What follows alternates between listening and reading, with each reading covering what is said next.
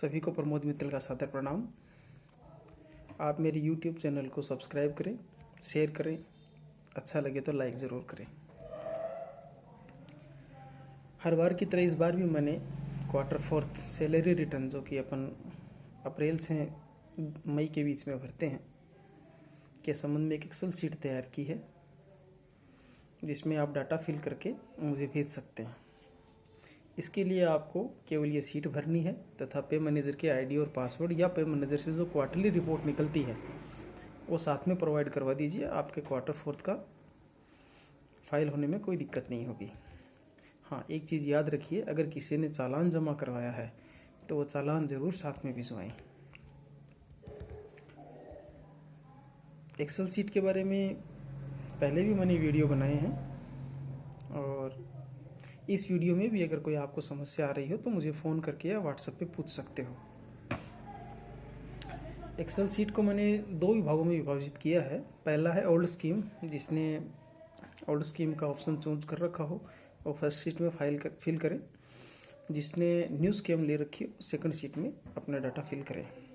Data fill में बहुत ज़्यादा परेशानी वाली बात नहीं है। आपको पैन नंबर डालना है, नेम डालना है। हाँ, एक चीज़ ज़रूर याद रखनी है, तीसरा और चौथा जो कॉलम है उसको बड़ा केयरफुली फिल करना है।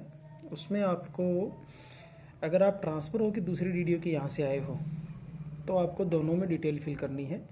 अगर आपने पिछले financial year, it means 22-23 financial year में एक ही डीडीओ के यहाँ से सैलरी पिक की है तो आपको करंट एम्प्लॉयर के यहाँ तो आपको डाटा फिल करने हैं। इसमें सबसे बड़ा बेनिफिट ये होगा कि इस शीट के आधार पर क्वार्टर फोर्थ भरा जाएगा और क्वार्टर फोर्थ के आधार पर फॉर्म 16 जारी होंगे।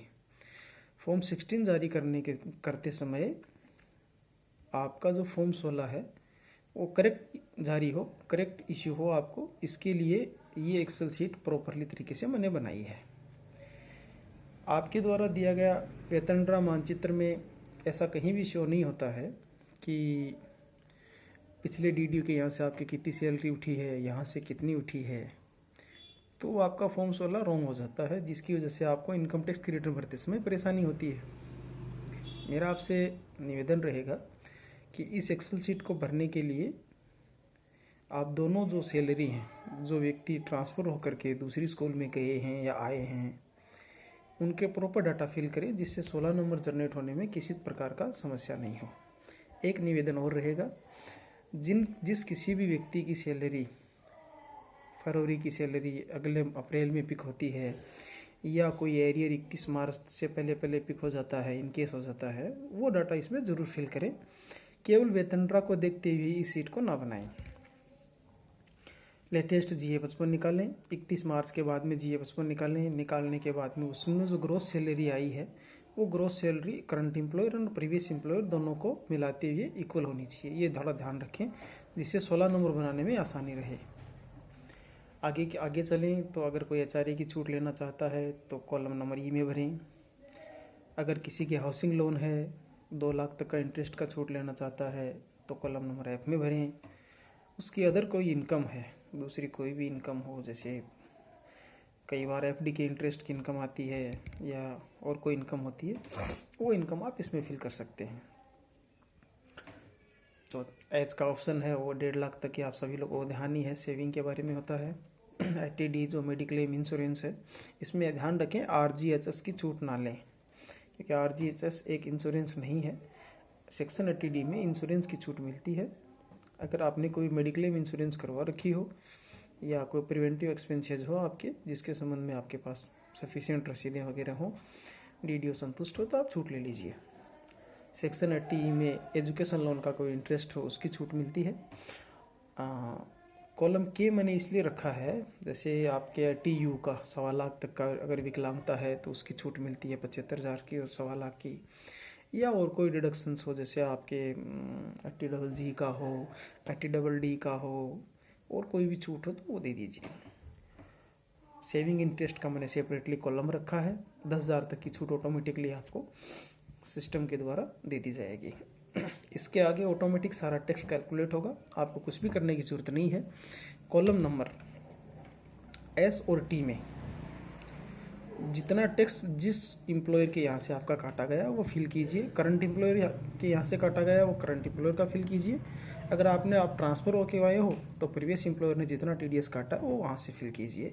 हाँ, अगर किसी ने टेनी बनाया हो, किसी सीए से, एडवोकेट से, या अपने आप से भी बनाया हो, अगर डीडी उसको एक्सेप्ट कर रहा है, आपका एक सही है, तो आप कॉलम नंबर क्यू में अमाउंट डाल दीजिए।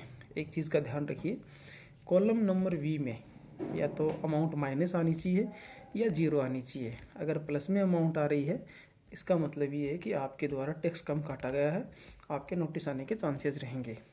एक निवेदन और है, अगर आपने एचआरए की छूट ली है और वो एचआरए 1 लाख से अधिक है, तो आप उसके बारे में डब्ल्यू, एक्स और वाई 3 कॉलम फिल ज़रूर करें। उन तीनों कॉलम में मैंने एग्जाम्पल के रूप में मेरी खुद की डिटेल फिल की है। उसको आप ना तो रिमूव कर पाएंगे और ना उसको आप करेक्शन कर पाएंगे। उसको देखते हुए नीचे डिटेल फिल कर दीजिए। आपकी Q4 प्रॉपर अपलोड होगी। सेकेंडरी आपका जो फॉर्म 16 आप कर्मचारियों को देंगे वो प्रॉपर जनरेट होंगे। दूसरा है न्यू स्कीम। न्यू स्कीम में सेम ही है, ज़्यादा कोई करेक्शंस या वो कुछ नहीं है। कोई नाम है, पेन नंबर डालना है, नाम डालना है, ग्रोस सैलरी है करंट और प्रीवियस एम्प्लॉयर के यहाँ से, और अदर कोई इनकम है, सेविंग, इंटरेस्ट वगैरह है, वो सब चीज़ें डालनी है। टैक्स का ऑटो कैलकुलेट हो ही जाएगा। किसी भाई की कोई समस्या हो मुझे ज़रूर अवगत कराएं, मैं सुधार करने की कोशिश करूँगा। आपका तहे दिल से शुक्रिया। Thank you.